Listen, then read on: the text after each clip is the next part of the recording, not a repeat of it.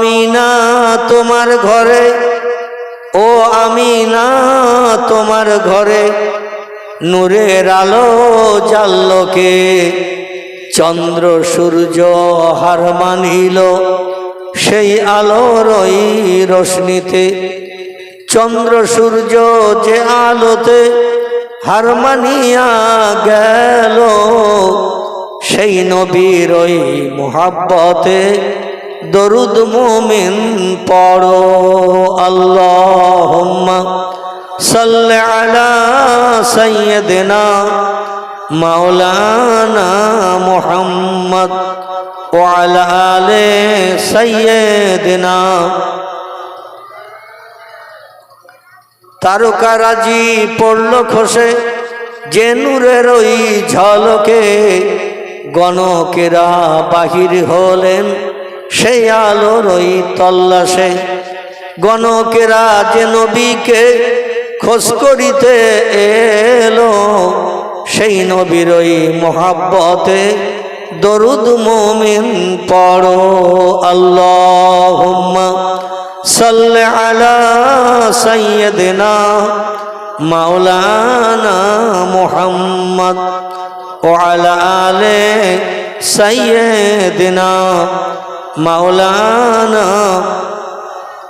হাসবি রব্বি জাল্লাল্লাহ মা ফি কলবি গায়রুল্লাহ, নূর মুহাম্মদ সাল্লাল্লাহু লা ইলাহা ইল্লাল্লাহ, লা ইলাহা ইল্লাল্লাহ মুহাম্মাদুর রাসূলুল্লাহ। ইমানদার এবং বেঈমানদের মধ্যে পার্থক্য হলো, ইমানদারেরা কলেমা শরীফ পাঠ করে, এক আল্লাহর উপরে বিশ্বাস স্থাপন করে, আর বেঈমানেরা গাছ পাথর চন্দ্র সূর্য পানি বিভিন্ন সৃষ্টিকে স্রষ্টা মান্যতা দিয়ে তাদের কাছে মাথা নত করে। আমরা মাথা নত করি কেবল তারই কাছে, সব সৃষ্টিকে বানিয়েছেন যিনি, তার নাম কি? তার নাম হলো আল্লাহ সুবহানাহু তাআলা। সে আল্লাহকে আমরা স্রষ্টা বলে মান্যতা দেই, এবং আমরা যখন মাথা নত করি সিজদা করি, আমরা যখন দুনিয়ার সমস্ত সৃষ্টিকে তুচ্ছ জ্ঞান করি, সব সৃষ্টিকে বানিয়েছেন যিনি, আমরা তার কাছে মাথা নত করি, তার নামে তাসবিহ পাঠ করি। সুবহানা রব্বিয়াল আলা, সুবহানা রব্বিয়াল আলা। তিরমিজি শরীফের হাদিস, ইমাম আবু ঈসা তিরমিজি রাহমাতুল্লাহ আলাইহি ওনার লিখিত হাদিসের কিতাব যার নাম শামাইলে তিরমিজি। এই তিরমিজি শরীফে হুজুর লিখছেন, পয়গম্বর মুহাম্মদ রাসূলুল্লাহ সাল্লাল্লাহু আলাইহি সাল্লাম জানিয়েছেন, যখন কোনো বান্দা, পৃথিবীর কোনো মানুষ জমিনে মাথা নত করে কপাল লাগিয়ে নাক লাগিয়ে একটু ধুলা মাখিয়ে তাসবিহ পাঠ করে, দুনিয়ার সব দৃশ্য দেখা থেকে বঞ্চিত হয়ে দুই চোখের পাশে দুটি হাত রেখে চোখের দৃষ্টি যাতে বাইরে কোথাও আর না যায়, এক মনে এক ধ্যানে জমিনে কপাল লাগিয়ে ধুলা মাখিয়ে নাক ঘাসানি দিয়ে বান্দা যখন পড়ে সুবহানা রব্বিয়াল আলা, এই তাসবিহটা যখন পাঠ করে, তাসবিহটা হলো আরবি ভাষা, এর বাংলা অর্থ হলো, হে মহান পবিত্র আল্লাহ, তুমি খাও না, ঘুমাও না, পেশাব করো না, পায়খানা করো না, তোমার স্ত্রী নাই, পুত্র নাই, তোমার কোনো অংশীদার নাই, তুমি হলে একক একক একক আল্লাহ, এবং তুমি হলে সব শক্তির ঊর্ধ্বে, তোমার উপরে ক্ষমতার কারো নাই।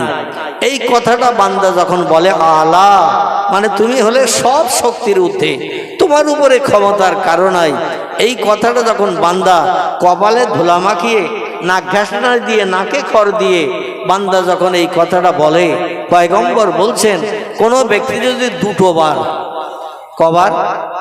দুটোবার, হাদিস শরীফের শেষে নবীজি বলছেন, কোনো ব্যক্তি যদি দুটোবার এই সুবহানা রব্বিয়াল আলা এই তাসবিহটা দুটোবার পাঠ করে। আচ্ছা, আমরা যখন প্রতি রাকাত নামাজ আদায় করি, সেজদায় কবার যাই? কবার যাই? দুবার। আচ্ছা দুবার যায়। আর এই যে তসবিটা আমরা কবার পড়ি?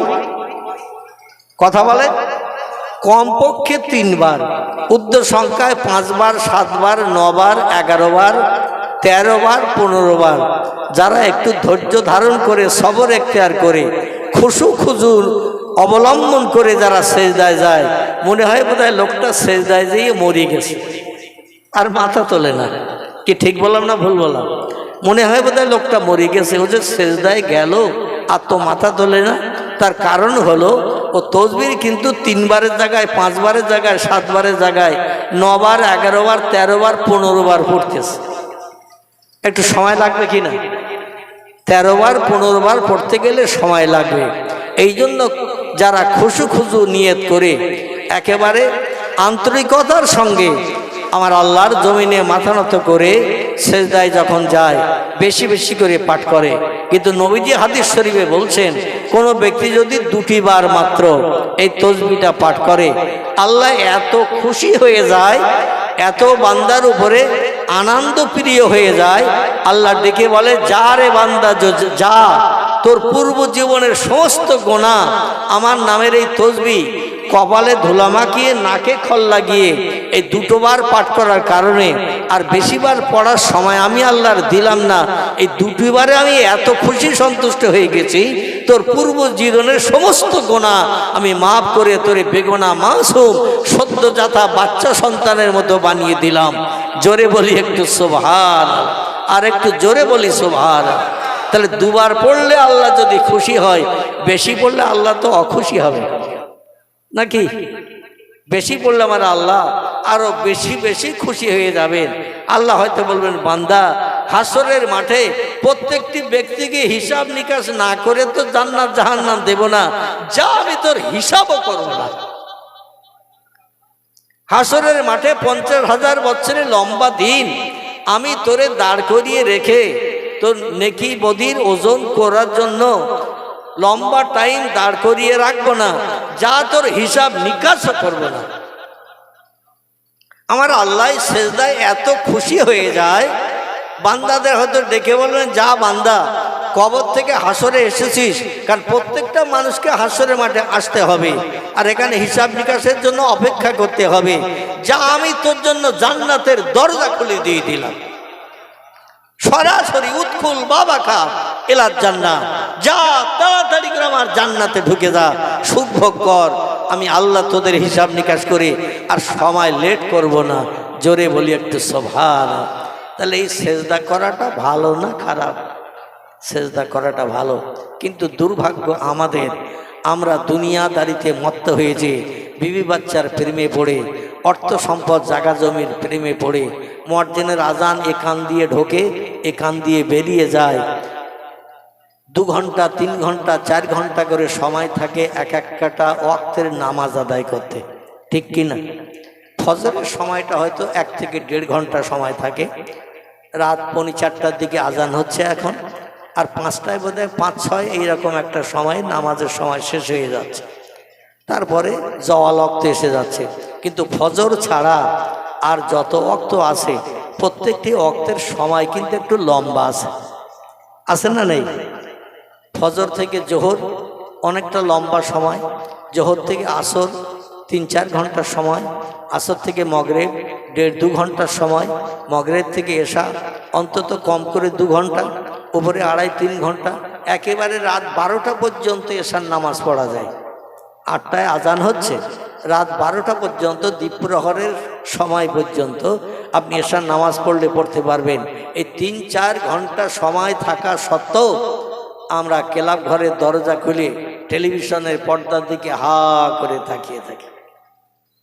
কোন মেয়েটার সাদা দাঁত কখানা, কালো দাঁত কখানা, কটা দাঁত ভেঙেছে, চোখের চাউনি কেমন, ঠোঁটের কাঠিম কেমন, গায়ের রং কেমন, কালো না সাদা, পোশাক কেমন, এই সমস্ত দেখতে দেখতে চোখ আমরা নাপাক করিয়ে দুনিয়ায় অন্ধ সেজে বসে আছি। আল্লাহর জমিনে একটু মাথা নত করতে পারি নাই। জোরে বলি একটু নাউজুবিল্লাহ, একটু জোরে বলি নাউজুবিল্লাহ। আচ্ছা, এই দুনিয়ায় চিরদিনের জন্য বেঁচে থাকা কি যাবে? তামাম পৃথিবীতে বিশ্বব্যাপী বাদশাহ হিসাবে দুইজন বাদশার নাম আমরা ইতিহাস আলগা করলে দেখতে পাই। তাম পৃথিবীতে বাদশাহিত্য করেছেন। বর্তমান পৃথিবীতে দেশের সংখ্যা 228টির মতো। Japan, German, England, America, Holland, Poland, Italy, Brazil, Switzerland, Bangladesh, Pakistan, Afghanistan, Iraq, Iran, Kuwait, Jordan, Arab, পারস্য, তুরস্ক, Libya, Nigeria, Indonesia, Malaysia, Bulgaria. আমার ভাইরা, এভাবে পৃথিবীতে 228টির মতো দেশ আছে। টোটাল দেশের বাদশাহ বনেছিলেন দুইজন ব্যক্তি। একজনের নাম বাদশাহ সুলাইমান, আরেকজনের নাম বাদশাহ সেকেন্দার জুলকারনাইন। কোরআনের তফসিরের ভিতরে কেতাবে লিপিবদ্ধ হয়েছে, সুলাইমানকে আল্লাহ বিশ্বব্যাপী বাদশাহিত্য বানিয়েছেন। পিঁপড়েরা কি কথা বলতো তাও পর্যন্ত বুঝতে পারতেন। আমরা যদি হাজার চেষ্টা করি, বিজ্ঞানের প্রযুক্তির যন্ত্রপাতি মেশিনও যদি অন করে দেই, পিঁপড়েরা কি বলে, দুনিয়ার বিজ্ঞানীদের মেশিন কি সেটা ধরে বলে দিতে পারবে? পারবে? সেখানে বিজ্ঞান অচল। পিঁপড়ে কি বলতো হযরতে সুলাইমান শুনতে পেত, চতুষ্পদ জন্তুরা কি বলতো সুলাইমান শুনতে পেত, পাখিরা কিচিরমিচির করে কি বলতো সুলাইমান সেটা বুঝতে পারত। জোরে বলুন একটু সুবহানাল্লাহ। বিশ্বব্যাপী বাদশাহিত্য করার পরও এই সুলাইমান যদি চেষ্টা করতে হয়তো নামি দামি ওষুধ বানাতে পারত। তাম পৃথিবী আমার হাতে আল্লাহ দিয়েছেন, একটু লম্বা দিন দুনিয়ায় বেঁচে থাকবো, তাড়াতাড়ি কবরে যাব না। ইচ্ছা করলে বিভিন্ন দেশ বিদেশ তো সব তারই হাতের ভিতরে, কবজার ভিতরে, যে কোনো জায়গা থেকে ওষুধপত্র নিয়ে আসতে পারত। প্রযুক্তির যুগের মেশিনপত্র সেই যুগে যা কিছু তৈরি হয়েছিল সেগুলো হয়তো ব্যবহার করতে পারত। কিন্তু পয়গম্বর সুলাইমান আলাইহিস সালাম এই পৃথিবীতে আল্লাহ তকদিরে যে হায়াতটা, বয়সটা রেখে দিয়েছিলেন, এই বয়সের বাইরে কি 1 সেকেন্ড বেশি বেঁচেছিলেন। আল্লাহ কোরআনে বলছেন, লা ইস্তাখিরুনা সাআতাও ওয়া লা ইস্তাকদিমুন, 1 সেকেন্ড আগে বা পরে তোমার মরণ হবে না। তিরমিজি শরীফের হাদিস, নবীজি সাল্লাল্লাহু আলাইহি সাল্লাম জানাচ্ছেন, মায়ের উদর থেকে যখন কোনো বাচ্চা পৃথিবীতে জন্ম নেয়, ছেলে হোক বা মেয়ে হোক, তিরমিজি শরীফের হাদিস, সহিহ হাদিস হলো 6টি। একটির নাম বুখারী, একটির নাম মুসলিম, একটির নাম তিরমিজি, একটির নাম আবু দাউদ, একটির নাম ইবনে মাজাহ, একটির নাম নাসাই। এটা হলো সবথেকে উত্তম সহিহ হাদিসের কিতাব। এই হাদিসের কিতাবে যত হাদিস লেখা আছে, কোন একজন ব্যক্তি যদি একটা হাদিসের উপরে শক বা সন্দেহ করে, ও লোকটি কিন্তু কাফের হিসাবে বিবেচিত হবে। কি হবে? কাফের হিসাবে বিবেচিত হবে। কাফের ঠিকানা কোথায় হবে? জোরে বলে। কাফের ঠিকানা হবে জাহান্নাম। এই জন্য আমরা অন্তত কুফরি করব না আল্লাহর সঙ্গে। আল্লাহর কোরআনে যত কথা লিপিবদ্ধ আছে টোটাল কথাগুলো বিশ্বাস রাখব, এবং নবীজির জবানি সহিহ হাদিসের কিতাবে যত হাদিস লিপিবদ্ধ আছে সব হাদিসগুলো আমরা বিশ্বাস রাখব। সকলে বলুন আমিন।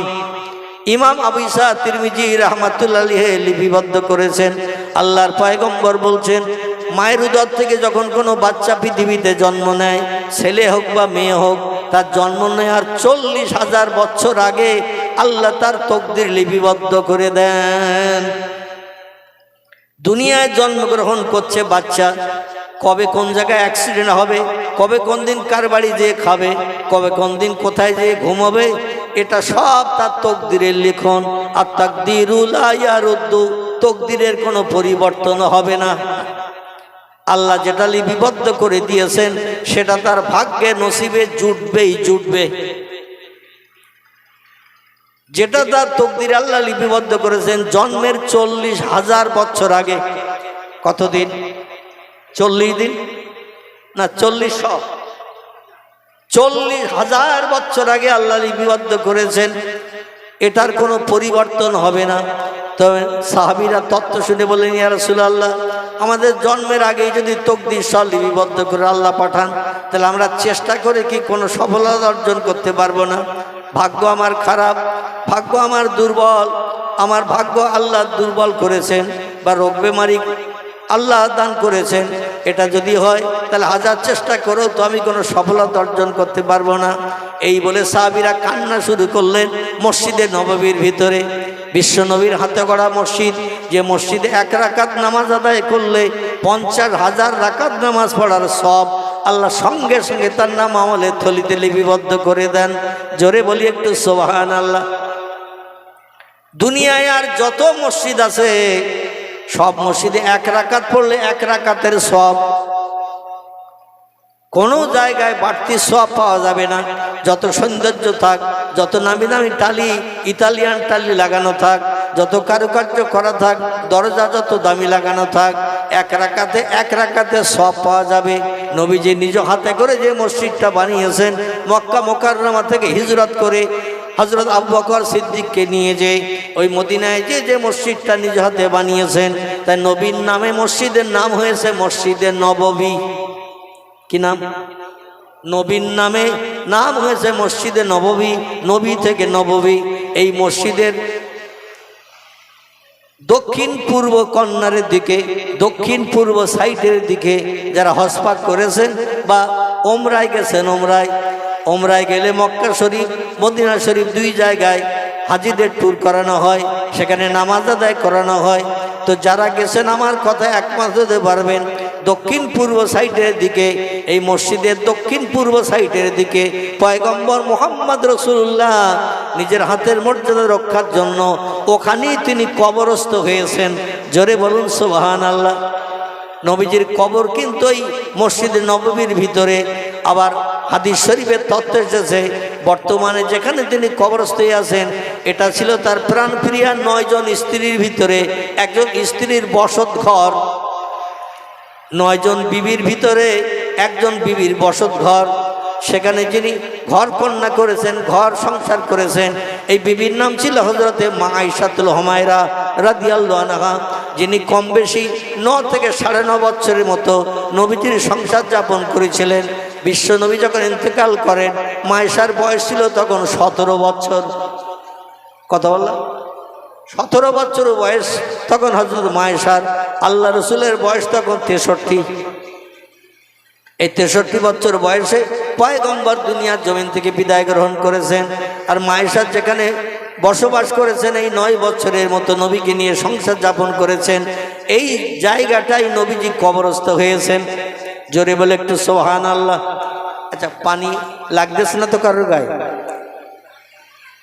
হালকা, হ্যাঁ সিট। আচ্ছা, যদি সিট বেশি লাগে তাহলে আমরা স্থান পরিবর্তন করব, মানে এখান থেকে দরকার হয় মক্তবের ভিতরে চলে যাব নাকি। যত সময় বসা যায় তত সময় একটু ধৈর্য ধারণ করে বসেন, একটু প্রাণ ভরে দরুদ শরীফ আল্লাহুম্মা সাইয়্যিদিনা মাওলানা মুহাম্মদ ওয়া আলা আলে সাইয়্যিদিনা মাওলানা। খোঁজ করিয়া আসলো তারা তোমার কুটুরির সম্মুখে, নবী পাকের নূরের ঝলক লাগলো তাদের চক্ষুতে। যে নূরের ওই ঝলক লেগে চোখ ঝলসে গেল, সেই নবীর ওই মোহাব্বতে দরুদ মোমিন পড়ো। আল্লাহুম্মা সাল্লি আলা সাইয়্যিদিনা মাওলানা মুহাম্মদ ওয়া আলা আলে সাইয়্যিদিনা। খুব সংক্ষেপ করে বলি, কথাগুলোর দিকে একটু খেয়াল রাখবেন। পয়গম্বর মুহাম্মদ রাসূলুল্লাহ মক্কা মুকাররমায় যতদিন হায়াতে বেঁচে ছিলেন বা যতদিন মক্কা মুকাররমায় বসবাস করেছেন, নবীজির স্ত্রীর সংখ্যা ছিল 1টি। কটি বলা? 1টি। নবীজির বয়স যখন 25 বছর বয়সে তিনি বিবাহ বন্ধনে আবদ্ধ হয়েছিলেন। জীবনের প্রথম স্ত্রী যিনি, তিনি হলেন হযরত মা খাদিজাতুল কুবরা। এই মা খাদিজাতুল কুবরা ওয়ারকা বিন নওফলের এমন করে ভাইয়ের কন্যা ছিলেন, ভাইয়ের কন্যা। তো মা খাদিজাতুল কোবরা বিশ্ব নবীকে নিয়ে মক্কার জমিনে সংসার যাপন করেছেন 25 বছর। কত? 25 বছর। 25 তো 25 থেকে 25, নবীজির বয়স 25, এই সময় বিয়ে করলেন তিনি। আর 25 থেকে আর 25 বছর, তাহলে দেখা গেল 50 বছর বয়স পর্যন্ত মা খাদিজা বিশ্ব নবীর সংসার যাপন করেছেন। খাদিজার তখন বয়স হয়েছে 65। কত? 65। তাহলে হিসাবে দেখা যায় নবী 25 বছর বয়সে যখন বিয়ে করেছেন, খাদিজার বয়স ছিল তখন 40 বছর। কত? 40।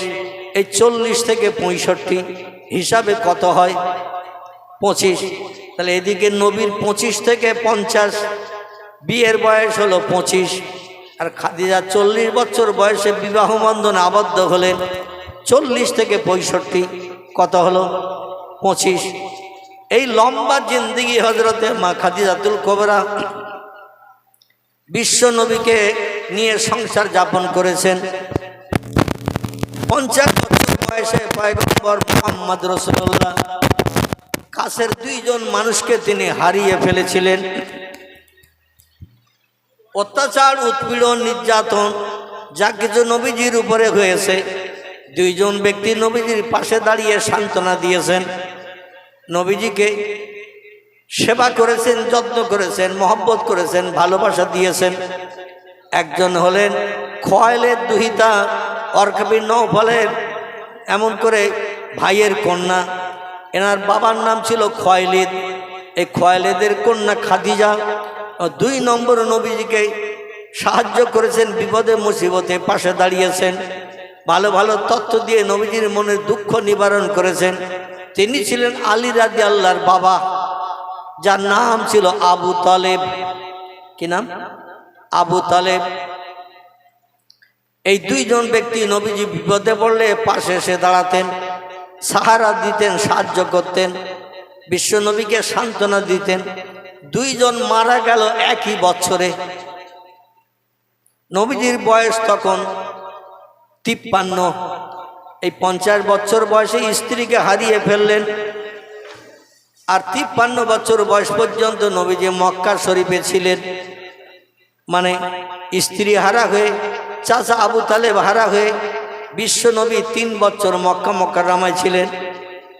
মক্কাবাসীরা যখন এবার অত্যাচার, উৎপীড়ন, নির্যাতন নবীজিকে করত, একমাত্র কারণ হলো কলেমার দাওয়াত দেওয়া, ইসলামের কথা বলা। মানুষ শত্রু হয়ে গেল। আমরা লাত, উজ্জা, হবল, দেবল, মন্নাত এই ধরনের মাটি পাথরের প্রতিমারে আমরা স্রষ্টা বলে মান্যতা দেই। কাবা শরীফের দেওয়ালের গায়ে, বর্তমানে কাবা শরীফের এরিয়াটা হলো 22 হাত লম্বা, 22 হাত আড়, 22 হাত উঁচু। আগে কিন্তু আর একটু বেশি লম্বা ছিল। মানে বর্তমান হাতিম বলে একটি জায়গা আছে কাবা শরীফের উত্তরে, আমার ঠিক দাড়ি সমান উঁচু করে প্রাচীর দিয়ে ঘেরা রয়েছে কাবা শরীফের ডান পাশে। এই ঘেরা জায়গাটাও কাবা শরীফের অংশ ছিল সে সময়, মানে একটু লম্বা বেশি ছিল। পরবর্তীতে বাদশারা যখন সংস্কার করেছে, এই লম্বা জায়গাটা কেটে বাদ দিয়ে আড়ে, লম্বায়, উঁচুতে সব দিকে একই রকম বানিয়েছে। আড়ে 22 হাত, লম্বায় 22 হাত, উঁচুতে 22 হাত, যেদিকে তাকাবেন একই রকম মেকার। এই জন্য হাতিম বলে একটি জায়গা আছে কাবা শরীফের উত্তরে। এই জায়গাটা বর্তমানে প্রাচীর দিয়ে ঘেরা রয়েছে। এটা কাবার অংশ ছিল পূর্বে।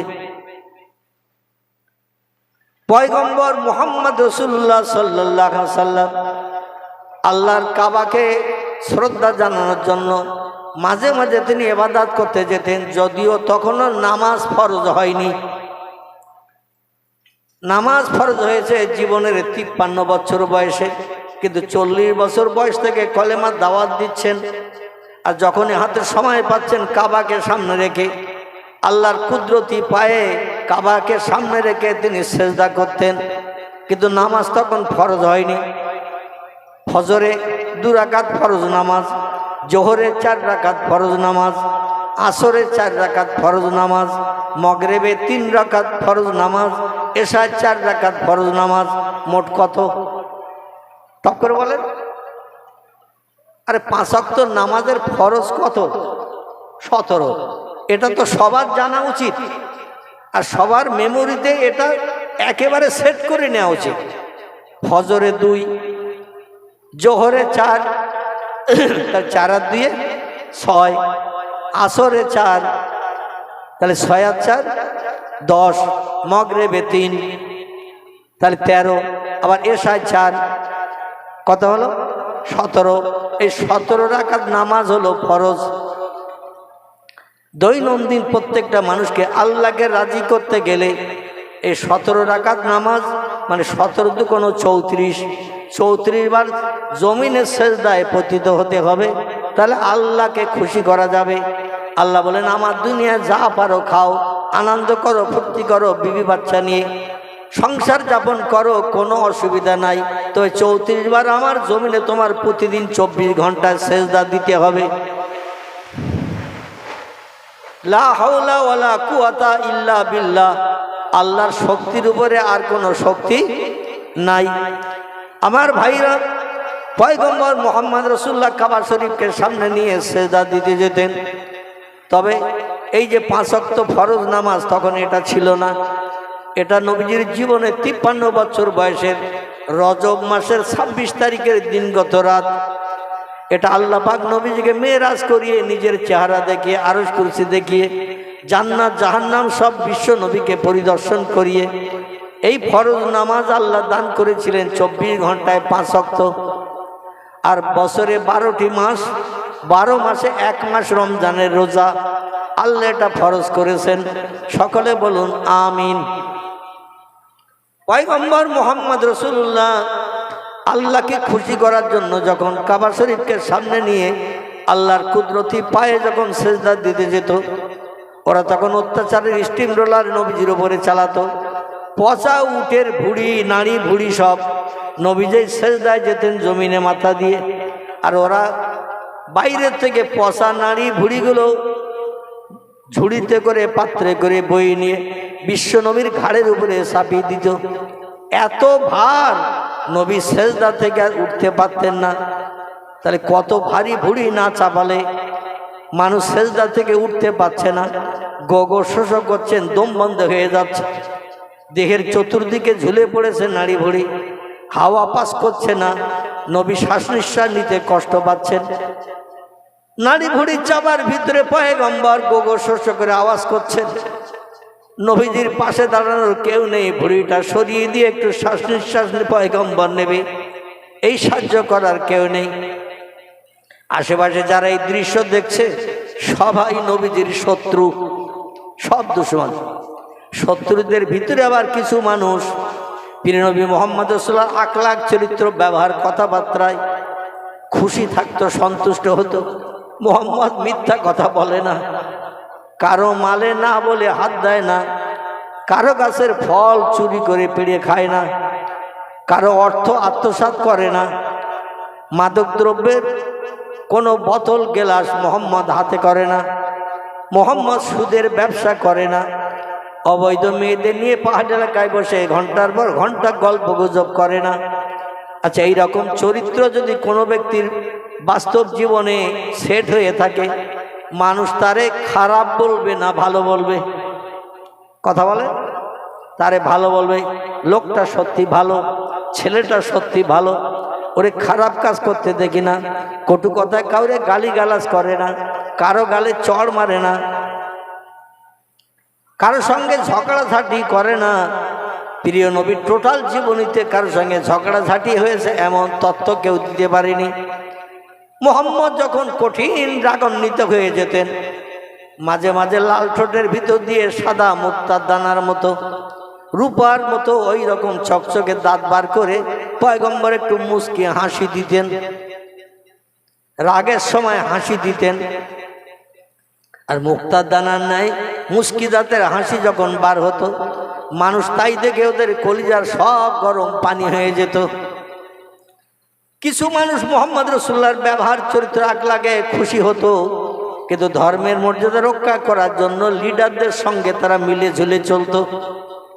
নবীজির এই অবস্থা দেখে যারা বিশ্ব নবীর আদর্শ, চরিত্র, আখলাকে, ব্যবহারে খুশি, ওদের ভিতর থেকে, দলের ভিতর থেকে চুরি করে পিছনে হটে এসে দৌড়িয়ে ছুটে এসেছেন কাবা শরীফের পূর্ব দিকে। কাবা শরীফের পূর্ব দিকে যেখানে সাফা মারওয়া সাইড জায়গা আছে, এইখান থেকে বাইরে বার হলে প্রথম 370 ধাপের রাস্তা আছে। বিশ্বনবীর বাচ্চাদের ঘরের এরিয়া। আমি পায়ের ধাপ মেপে গুনে দেখেছি। লোহার গ্রিলের ব্যারিকেড করে জায়গাটা ঘেরা, ইতালিয়ান শ্বেত পাথর লাগানো। পায়ে হাঁটলে 370 ধাপের রাস্তা হয়। ওখান থেকে বাইরে বেরিয়ে আসলে পূবের দিকে লাল পাথরের একটা চাতোয়াল পাওয়া যায়, লাল পাথর লালি। এই পাথরের চাতোয়ালটি 160 থেকে 65 ধাপের রাস্তা। হেঁটে পূর্ব দিকে আসলে একটু উঁচু জায়গায় পাহাড়ি, মানে পাহাড়ের একেবারে সমতল জায়গা, পাহাড়ের কিনারা থেকে একটু সমতল জায়গা। সেইখানে মোহাম্মদ রসুল্লাহ জন্মভূমির ঘর ছিল, মা খাদিজার বসত বাড়ি ছিল, মা আমিনার বসত বাড়ি ছিল। এখনো সেই জায়গাটা সৌদি সরকার, যদিও 1450 বছর হয়ে গেছে, সব ভেঙে চুরমার করে দিয়েছে। আশেপাশের সকলের ঘর বাড়ি। আবু বকর সিদ্দিকের বসত বাড়ি নাই, ওমর রাদিয়াল্লাহর বসত বাড়ি নাই, ওসমান রাদিয়াল্লাহর বসত বাড়ি নাই, আলী মুর্তজার বসত বাড়ি নাই, আবুল আহাবের বসত বাড়ি নাই, আবু জেহেলের বসত বাড়ি নাই, উমাইয়া বিন খলফের বসত বাড়ি নাই, আবু সুফিয়ানের বসত বাড়ি নাই। সব সৌদি সরকার ভেঙে চুরমার করে দিয়ে মানুষের নামাজ পড়ার clear, neat and clean, clear জায়গা বানিয়ে দিয়েছেন। জোরে বলে একটু সুবহানাল্লাহ। কিন্তু সৌদি সরকার একটা বাড়ি এখনো পর্যন্ত মানুষকে দেখানোর জন্য রেখে দিয়েছেন। সেটা হলো পয়গম্বর মোহাম্মদ রসুল্লাহর মা এবং হজরতে মা খাদিজাতুল কুবরা নবীজিকে নিয়ে যেখানে ঘর সংসার করেছিলেন, বসবাস করেছিলেন, যেখানে 25 বছর কাল। এই জায়গায় সৌদি সরকার একটা দুতলা বাড়ি বানিয়ে রেখেছেন। কতলা বললাম? দুতলা একটা বিল্ডিং বানিয়ে রেখেছেন। আর একটা সাইনবোর্ডে লিখে দিয়ে দিয়েছেন মৌলুদুন নবী সাল্লাল্লাহু আলাইহি সাল্লাম, মানে প্রিয় নবী মুহাম্মদ রাসূলুল্লাহ জন্মগ্রহণের ঘর। জোরে বলে একটু সুবহানাল্লাহ। কি পাঁচতলা পানি ঢুকতেছে নাকি? ঢুকতেছে। আচ্ছা, আমরা একটুখানি নবীজির শানে একটুখানি সালাম কিয়াম করে নেই। একটুখানি দাঁড়িয়ে যান, সকালে ওঠেন। ইয়া নবী